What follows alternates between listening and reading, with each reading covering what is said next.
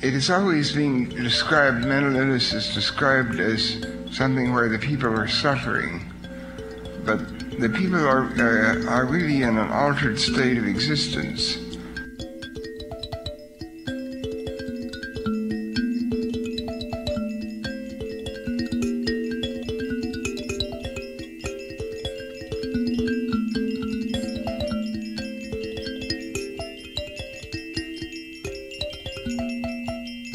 I think mental illness or madness can be an escape also. People don't develop a mental illness because they are in the happiest of situations usually.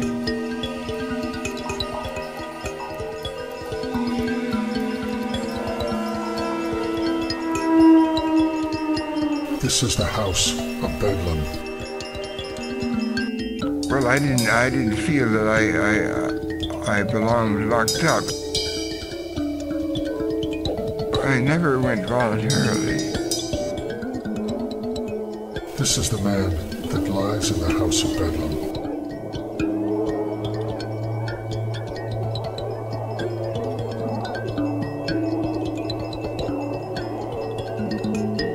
I don't see mental health in terms of really other than sane or insane thinking, you know.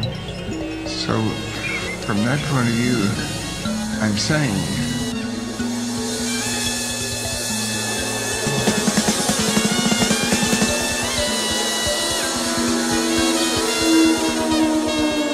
This is the time of the tragic man that lies in the house of Bedlam. See, there's this thing about paranoia. You can have a paranoid schizophrenic. You see, such a person does not necessarily see any fault in himself, but may see fault in everybody else.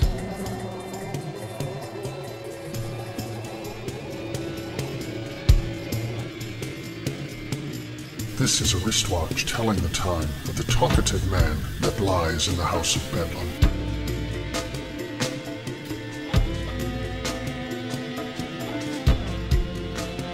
Sometimes there's a tendency to just put people on drugs and observe them. At first you're in a locked area where you just receive there just a small area. You can wander around, you're closely observed, and you're given some medication. You have essentially no privileges.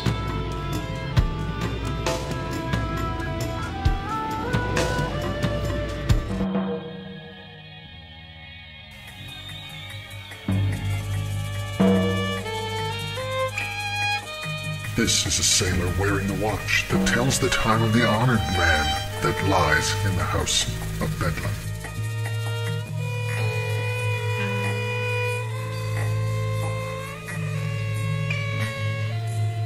I didn't see anything, but I reached the stage of hearing voices.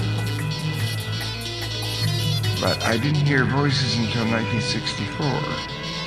It's as if I wanted to hear voices by that time.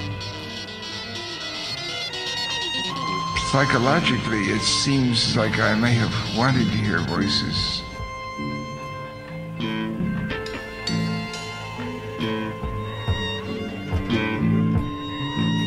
This is the roadstead of all board reached by the sailor wearing the watch that tells the time of the old, brave man that lies in the house of Bedlam.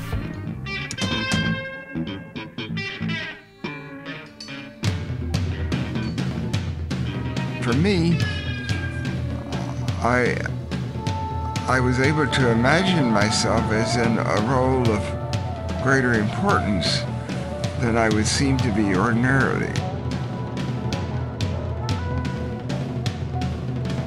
Of course, this sort of thing is, in a way, what is not supposed to happen, but of course it does happen. And so, when I started thinking irrationally, I imagined myself as really on the number one level, was the most important person in the world. And people like the Pope would be just like enemies who would try to put me down.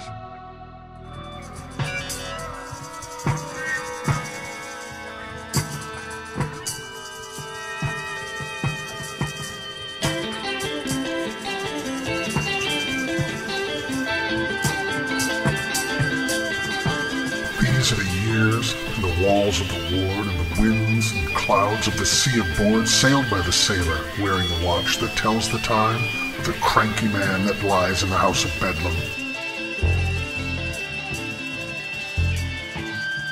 I was resisting it because whenever I would become paranoid again, I would see medicine as only an effort of the thought police that might be trying to control me and prevent me from being aware of the hidden truths.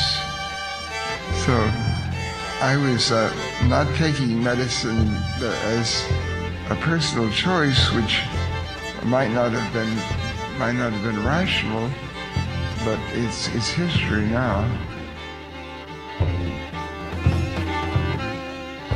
This is a Jew in a newspaper hat that dances, weeping down the ward over the creaking sea of board, beyond the sailor winding his watch that tells the time of the cruel man that lies in the house of Bedlam.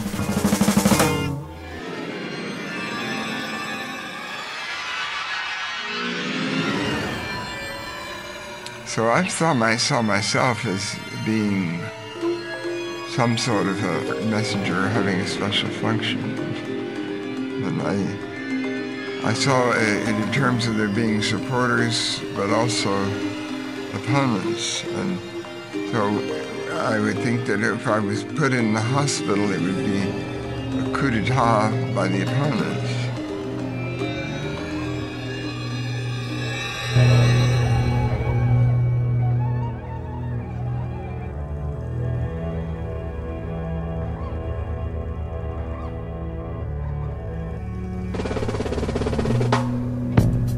This is a world of books gone flat.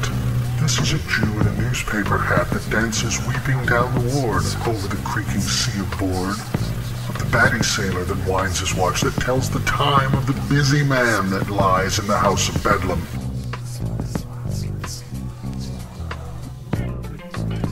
Well, I didn't feel that I was different in simply the sense of deficiency. I thought I had superior mental powers in some areas. When I was in the Trenton Hospital and I had more treatment, I was really locked up. The idea was, you're not getting out of this place if you seem to be crazy.